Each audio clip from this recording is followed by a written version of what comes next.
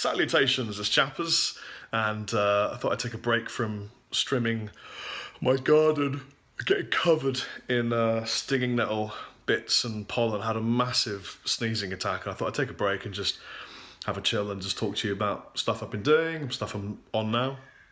So I just finished a tour, which was great fun, and thank you so much to the guys that came out to see us play over the 8 dates.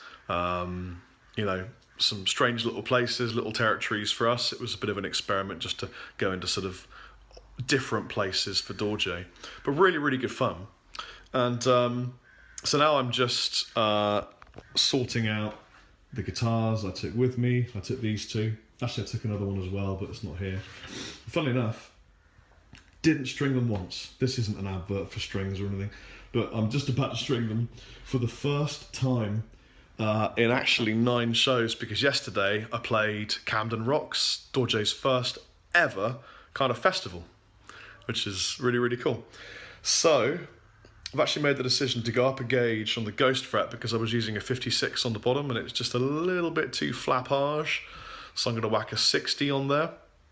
I'm off to Germany with Dorje to play Summerfest at Thomann, and I get to take 1 guitar with me, and then they're supplying another 2 and all the back lines. So I've got a Silverback this time, a 412, and a couple of Chapmans, and I'm probably going to take the Ghost fret in black with me, this little bad boy right here. So yeah, I'm going to whack 10 to 60 on it, using just some bits I got lying around. And I'm also taking my pedal case with me, because I got this little pedal case. Unfortunately, I seem to have broken my fuzz. Real pain in the ass. I don't know what I did, but I opened the case up yesterday in Camden, and I discovered that one of the bolts had come out the side. Oh, I'm so red from this pollen. It's so itchy.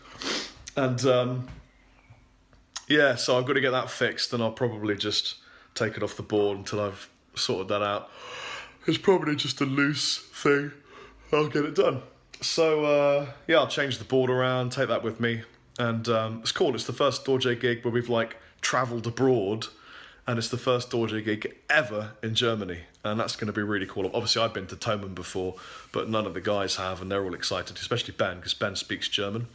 So I'm looking forward to watching him chat to some of the German guys in their mother tongue. Had a bit of a clean up around here, so there's all the bits laid out. Got some stuff there, it's all looking a little bit cleaner than normal, which is a nice vibe. Also, I'm taking over Thomann's Instagram, doing a Dorje takeover. So I get to photograph anything and upload it. So if you've got any ideas, if you'd like to see anything behind the scenes at Thomann, let me know. I'll photograph it, stick it up. I know what else there was I was going to say. I had a pretty cool experience. Well, one of them was bad, one of them was great. So the bad experience is that unfortunately I got ill. I forgot to take all my vitamins and medicines and things. And when you're hugging, hundreds of sweaty, happy people after every gig, it's pretty easy if you're taking in loads of air as a singer to just pick up anything going on. I got ill again, but I mistakenly thought it was hay fever. So I was taking all this hay fever medication that was just suppressing my immune system and making me sleepy, and then I got another bloody chest infection. I couldn't believe it. So luckily I managed to complete the tour. Had to cancel the gig in Guildford. I'm so sorry if you were going to go to that. There's no way I could have sang. But I went to an ear, nose and throat specialist in Brighton. Really cool, kind of older doctor.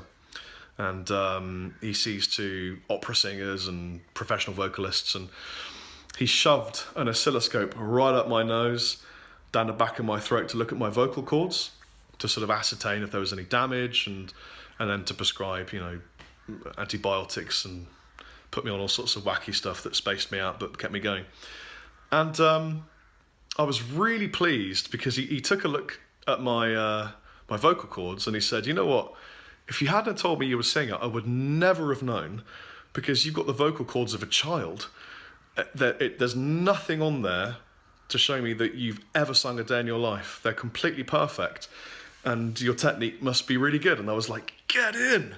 Oh, it was great, because I'd spent the last 8-9 dates, screaming and singing with lots of heat, lots of held notes, And obviously, I mean, well, the last 2 gigs, I sang with a fever, which is absolutely no mean feat. Don't want to do that again. And in the back of my mind, I mean, I'm a beginner vocalist. I've been singing for sort of 3 or 4 years, really, and really sort of 2 with what I think is correct technique. And it was such a nice validation to have an authority look at my vocal cords. In fact, he even called my wife over and said, look, you've got to take a look at this. And I was like, huh? And he was amazed. So I guess I'm using the right techniques. There's no damage, 0 damage, and makes me feel good. It means that I can continue with what I'm doing and learn more.